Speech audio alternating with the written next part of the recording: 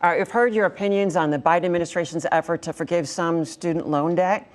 We want to look at future students. What should Congress do to make higher education more affordable to more Nebraskans? Let's start with Congressman Bacon.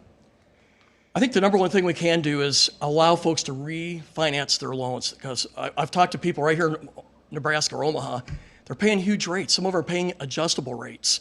And with the interest rates higher right now, they can't afford to keep up, and they're actually gaining or growing more in debt even as they're making payments. So we need to make it allow them to redo their loans so they can get a much more affordable interest rate. I think we have to encourage folks to look at various opportunities that are being offered throughout our employers. You know, like Walmart offers a free education, Starbucks offers free education. I did 30 years in the Air Force. I got 2 degrees from that. We should encourage that.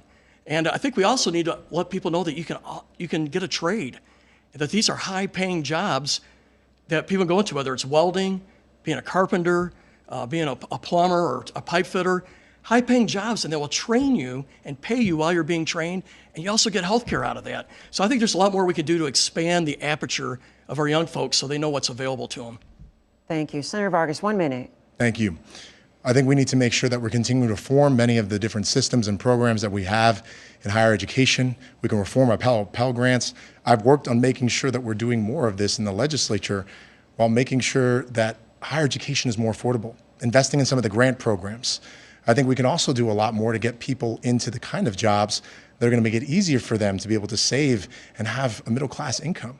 It's one of the reasons why I'm proud to have received the endorsement from the AFL-CIO, representing more than 120 labor unions across the state. And I'm a product of a labor union. My dad was IBEW. I want to make sure that higher education is more affordable, but I also want to make sure people can get into many of the good jobs that we have here. And I'm going to do everything I can to create and strengthen those pathways, because if people are getting to work, that's addressing poverty and making sure people have a lot more to save for themselves and their futures and their families.